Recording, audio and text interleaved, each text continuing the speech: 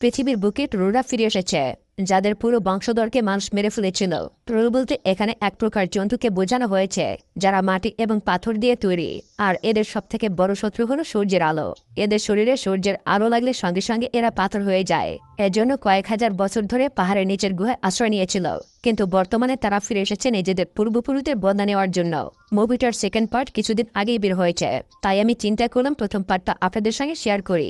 যদি ভালো লাগে তাহলে কমেন্ট করবেন, আমি পরবর্তী পার্ট নিয়েও হাজির হব।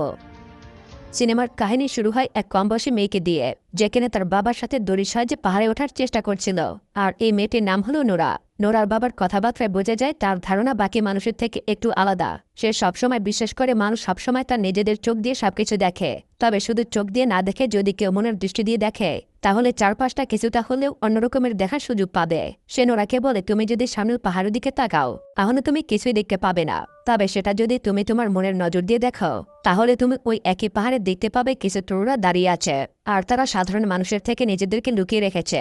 এখান থেকে আরও জানা যায় নোরার বাবা নোরাকে ছোটবেলা থেকে একটা গল্প বলে আসছিল যে একটি বিয়ে বাড়িতে 13 জন ট্রোল এসেছিল, তবে তারা সেই বিয়ে বাড়িতে বসে অনেকটা নেশা করে ফেলেছিল, যে কারণে তাদের সময় কোনো খেয়াল ছিল না। আর সেই কারণে যখন সূর্যের কিরণ ওদের গায়ে এসে পড়ে সাথে সাথেই সবাই পাথরে পরিণত হয়ে যায় আর ভিজা মাটিতে সবাই মিশে যায়। আর ঠিক সেই ঘটনার পর থেকে বাকি ট্রোলরা নিজেদেরকে পাহাড়ের গায়ে লুকিয়ে রাখে। বাবার এসব আজব কথা শুনে নোরা বলে, কিন্তু আমি তো ওই পাহাড়ে তেমন কিছুই দেখতে পাচ্ছি না। এটা শুনে তার বাবা বলে, শুধুমাত্র চোখ দিয়ে না দেখে নিজের মনের চোখ দিয়ে দেখো, তাহলে তুমি ঠিকই ওই পাহাড়ের ট্রোলদেরকে দেখতে পাবে। আর এবার নোরা শান্ত হয়ে চোখটা বন্ধ করে। তারপর যখনই সে নিজের চোখ খুলে মনের দৃষ্টিতে দেখতে শুরু করে তখনই তার চোখে ট্রোলরা ধরা পড়ে। নোরা দেখে তারা মানুষের মতো হলেও তাদের আকৃতি অনেকটা বড়। এরপর সিন এখানেই কাট হয়ে যায়। পরের দৃশ্যে দেখা যায় নোরা এখন অনেক বড় হয়ে গেছে, আর এখন নোরা পেশায় একজন প্রফেসর। নোরাকে দেখা যায় সে তার টিমের সাথে একটা জায়গা খোঁড়ার কাজ করছিল। তারা সেখান থেকে কিছু মূল্যবান জিনিসপত্র পাওয়ার আশায় সেখানে খোঁড়াখুড়ি করছিল, তবে এভাবে তারা 6 মাস খোঁড়াখুড়ি চালিয়ে যাওয়ার পরও সেখান থেকে কিছুই পায় না। আর এবার তাদের টিম লিডার নোরাকে বলে, এমন করে এখানে কোনো খোঁড়াখুড়ি করে লাভ নেই, আমরা কিছুই পাবো না, তাই এসব বন্ধ করা উচিত। কিন্তু নোরা রাজি হয় না, কারণ তার মন বলছিল সে এই জায়গায় কিছু না কিছু অবশ্যই পাবে। তাই সে তার টিম লিডারকে রিকোয়েস্ট করে তাকে আরও কিছুটা সময় দেওয়ার জন্য, কারণ নোরা সবসময় তার বাবা সেখানেও একটা কথা মনে গেঁথে নিয়েছিল, সে যদি কোনো কাজে হাত দেয় তাহলে যেন সে নিজের উপর সম্পূর্ণ বিশ্বাস নিয়ে সেটা করে।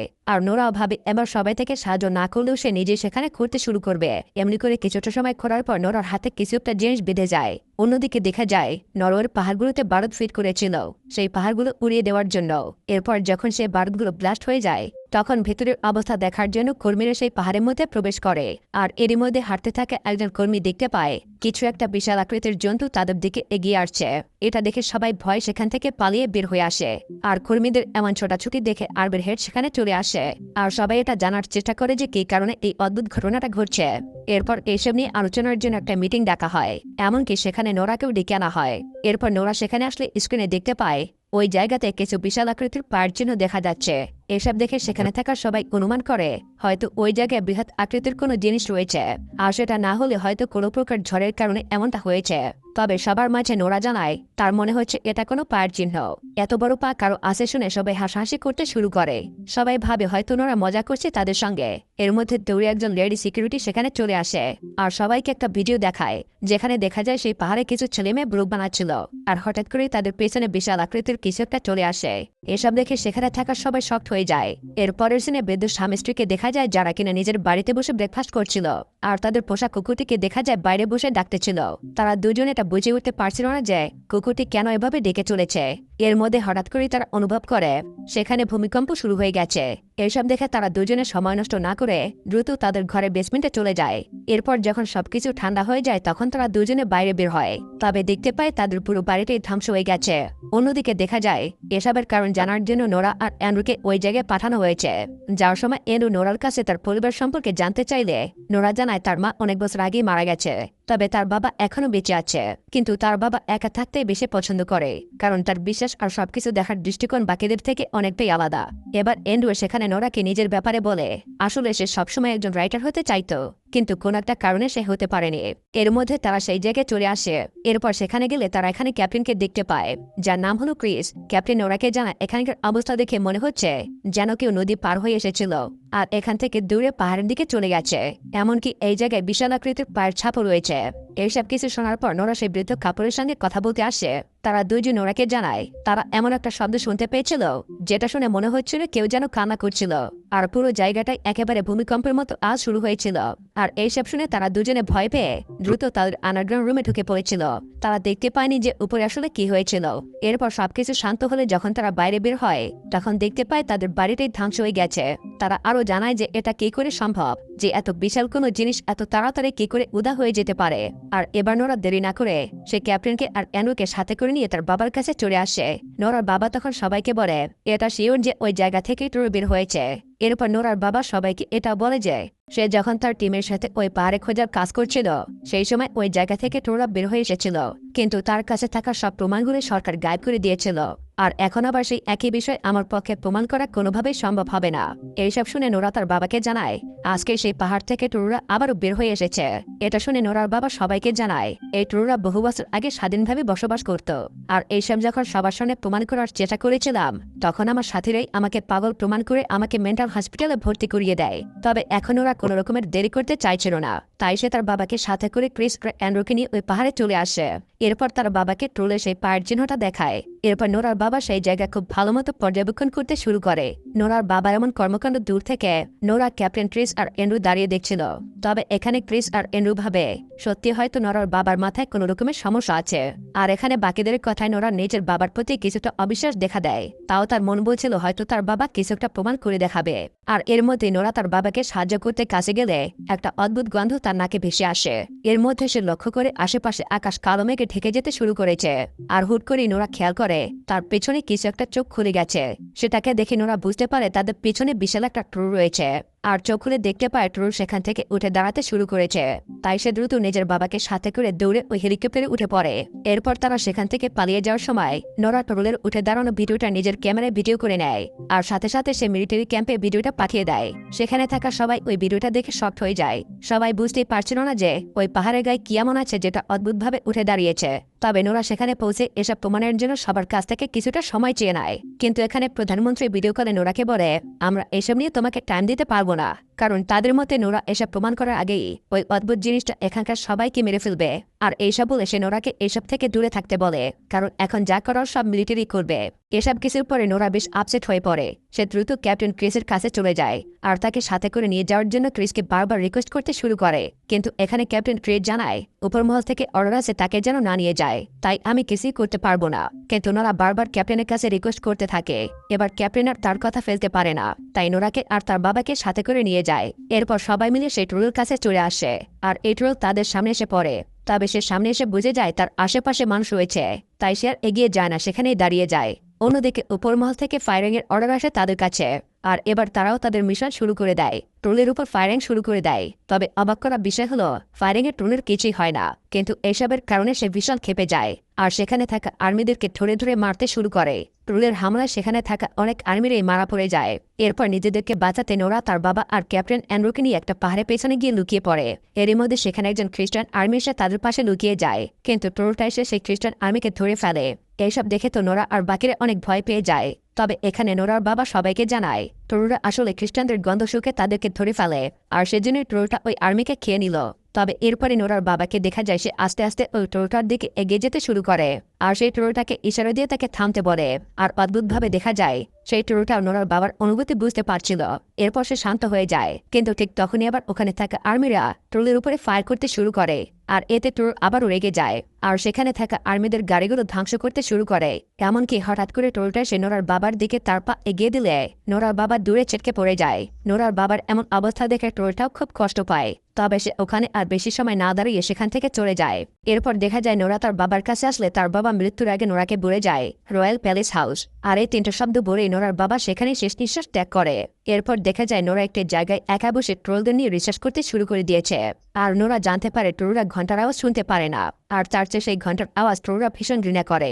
সেই আওয়াজেরা বিরক্ত হয়ে যায়। এখানে এন্ড্রুকেও দেখা যায়, সেও নোরার এই রিসার্চে তাকে সাহায্য করে। এরপর সরকার আবারও নোরা আর বাকিদেরকে একটা মিশনে পাঠায়। আর এবার নোরা, ক্যাপ্টেন, এন্ড্রু আর বাকিরা মিলে হেলিকপ্টারে করে ওই ট্রোলের চারপাশে ঘন্টা বাজাতে শুরু করে। আর এই আওয়াজে ট্রুটা ভীষণ বিরক্ত হতে শুরু করে। তবে ট্রুটা সেই হেলিকপ্টারগুলো ধ্বংস করতে শুরু করে। এর মধ্যেই দেখা যায় একটা বাচ্চা মেয়ে সেই ট্রুরের সামনে চলে আসে। তবে হঠাৎ করে সেই ধ্বংস হয়ে যাওয়া হেলিকপ্টারটা বাচ্চা মেয়েটির গায়ে এসে পড়তে গেলে ট্রুটা মেয়েটিকে বাঁচিয়ে নেয়। এর মধ্যে ট্রুর হেলিকপ্টারে নোরাকে দেখতে পায় আর সে ওই জায়গা থেকে চলে যায়। এরপর নোরা আর বাকিরা ক্যাম্পে ফিরে আসে। তখন নোরাকে জানায় তোমার প্ল্যানিংটা ফেল হয়ে গেছে। এটা বলে নোরাকে সেই মিশন থেকে বাদ দিয়ে দেওয়া হয়। আর এবার সরকার মিটিং করে এই সিদ্ধান্ত নেয় যে তাদেরকে এবার ওই ট্রুরকে থামানোর জন্য মিসাইল ইউজ করতে হবে। আর সেই মতো সরকার এবার সেই শহরটাকে খালি করতে শুরু করে দেয় যাতে তাদের কোনো ক্ষতি না হয়। অন্যদিকে নোরাকে দেখা যায় যাকে এনু তার বাড়িতে ড্রপ করার জন্য গাড়িতে করে যাচ্ছিল। তবে যেতে যেতে নোরা চিন্তা ভাবনা করতে থাকে যে এবার সেই ট্রুর কোন দিকে যেতে পারে। নোরা এসব নিয়ে টেনশন করতে করতে হঠাৎ করে তার বাবার কথাগুলো মাথায় চলে আসে যে তার বাবা মৃত্যুর আগে বলেছিল রয়্যাল প্যালেস হাউস। এটা থেকে এবার নোরা বুঝতে পারে ট্রুরটা হয়তো এবার রাজবাড়ির দিকে যেতে পারে। আর এবার নোরা সময় নষ্ট না করে এনুকে নিয়ে রাজবাড়ির দিকে চলে আসে। ওখানে নোরা রাজার চিফ মিনিস্টারকে দেখতে পায়। আর সেই চিফ মিনিস্টার নোরাকে জানায় আগের দিনে লোকেরা বিশ্বাস করত কোন রাজার বাড়িতে বাড়ি করলে সেটা অনেক শুভ হয়। আর এই জায়গাতে আগে ট্রুর রাজার বাড়ি ছিল। আর সেজন্যই রাজা এই জায়গাতে ট্রুর রাজার জায়গায় নিজের বাড়ি করেছিল। এমনকি এই জায়গায় রাজবাড়ি বানানোর জন্য এখানকার সব ট্রোলদেরকে ঘণ্টা বাজিয়ে তাড়িয়ে দিয়ে একেবারেই মেরে ফেলা হয়েছিল। তবে এখানে থাকা একটা বাচ্চা ট্রুরকে সে প্রাণে ছেড়ে দিয়েছিল আর তাকে এখান থেকে সরিয়ে একটা পাহাড়ের গুহার মধ্যে ছেড়ে এসেছিল। আর হয়তো সেই বাচ্চাটা এখন আবার জেগে উঠেছে।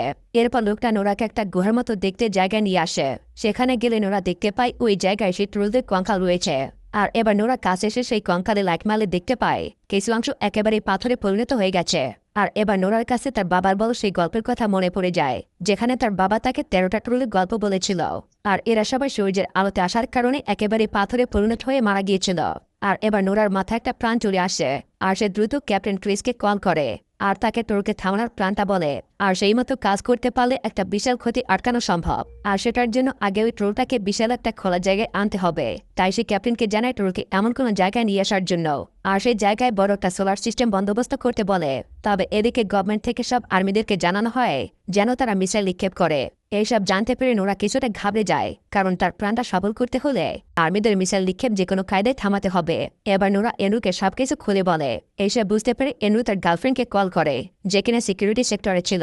সে তাকে রিকোয়েস্ট করে যাতে কিছুক্ষণ হলেও এই মিশনটা একটু লেটে শুরু করে। এরপর ট্রুরের সেই কঙ্কাল নিয়ে নোরা আর এনু সেখান থেকে বেরিয়ে পড়ে। আর ট্রুর সেখানে গেলে নোরাদেরকে কঙ্কাল নিয়ে যেতে দেখলে তাদের পিছু নেয়। তবে গাড়িটা দ্রুত চালিয়ে গেলে সেই কঙ্কালটা রাস্তায় পড়ে যায়। আর ট্রুরটা সে সেই কঙ্কালটা নিজের হাতে তুলে নেয় আর সেটার দিকে এক দৃষ্টিতে তাকিয়ে থাকে। কঙ্কালটা দেখে সে বুঝে যায় এই দুনিয়াতে তার আপন বলতে কেউ আর নেই। আর হাঁটতে সেই কঙ্কালটি তার হাত থেকে পড়ে গিয়ে একেবারে গুরুগুরু হয়ে যায়। আর এইসব কারণে এবার ট্রুরটা ভীষণ রেগে যায় আর সে এবার নোরাদের পিছু নিতে শুরু করে। এবার নোরা দ্রুত গাড়িটা চালিয়ে সেই ফাঁকা জায়গায় যেতে শুরু করে আর কোনো প্রকার ট্রুরের হাত থেকে বাঁচিয়ে সেই ফাঁকা জায়গায় চলে আসে। আর শেষ মুহূর্তে সে ট্রুরটা যখনই তাদের গাড়ি ধরতেই যাবে তখনই নোরা আর এনু সেই গাড়ি থেকে ঝাঁপ দিয়ে বাইরে চলে আসে। আর এদিকে ক্যাপ্টেন ক্রিস সেখানে ফিট করা সোলার সিস্টেমের লাইটগুলো অ্যাক্টিভ করতে শুরু করে। এরপর ধীরে ধীরে সেই লাইটগুলো অ্যাক্টিভ হয়ে যায় আর সেই আলো ট্রুরের শরীরে পড়ার পর সে যন্ত্রণায় চিৎকার করতে শুরু করে আর তার শরীর পাথরে পরিণত হয়ে যায়। সে ভয়ানক যন্ত্রণায় চিৎকার করতে থাকে। ট্রুলের এমন কষ্ট দেখে এবার নোরাও অনেক কষ্ট অনুভব করে। এইসব দেখে নোরা আর সহ্য করতে না পেরে লাইটগুলো অফ করে দেয় আর ট্রুলকে বলে সে যেন এখান থেকে অনেক দূরে চলে যায় আর কোনো একটা পাহাড়ে নিজেকে লুকিয়ে রাখে যাতে কেউ আর কোনোদিনও তাকে খুঁজে না পায়। সে ট্রুলকে দ্রুত সেখান থেকে পালাতে বলে কিন্তু দেখা যায় এইসব কিছুর মধ্যে অনেকটা দেরি হয়ে গিয়েছিল কারণ ভোর হয়ে গেছে আর সূর্যের আলো বেরিয়ে গেছে। আর সেই সূর্যের আলো যখন ট্রুলের শরীরে এসে পড়ে সে আস্তে আস্তে পাথরে পরিণত হতে শুরু করে দেয় আর মুহূর্তের মধ্যে তার পুরো শরীরটি পাথরে রূপান্তরিত হয়ে যায়। আর এবার সেখানে সবাই চলে আসে আর আর্মিদের সাথে সাথে প্রাইম মিনিস্টারও সেই ট্রুলকে দেখার জন্য সেখানে চলে আসে। আর এবার সে নোরাকে বলে তোমার বাবার বলো সেই সবকিছু সত্যি। অন্যদিকে এনুকে দেখা যায় সে এসে প্রাইম মিনিস্টারকে জানায় সে তার জবটা ছেড়ে দিবে কারণ সে সবসময় একজন রাইটার হতে চেয়েছিল। এরপর এনু নোরার সাথে সেখান থেকে চলে যায় আর যেতে যেতে নোরাকে জিজ্ঞাসা করে এখন কি কোনো ট্রুর পাহাড়ের মধ্যে লুকিয়ে রয়েছে। আর এখানেই নোরা একটা মিষ্টি হাসি দিয়ে বলে হয়তো থাকলেও থাকতে পারে। আর এরই সাথে মুভিটা এখানেই শেষ হয়ে যায়। তো বন্ধুরা কেমন লাগলো গল্পটা অবশ্যই কমেন্ট করে জানাবেন। আর আপনারা কে ট্রুল 2 দেখতে চান তা অবশ্যই কমেন্ট করে জানাবেন। আপনাদের কমেন্টের উপর ভিত্তি করে আমি পরবর্তী পার্ট নিয়ে হাজির হব। আপনাদের সবাইকে অসংখ্য ধন্যবাদ।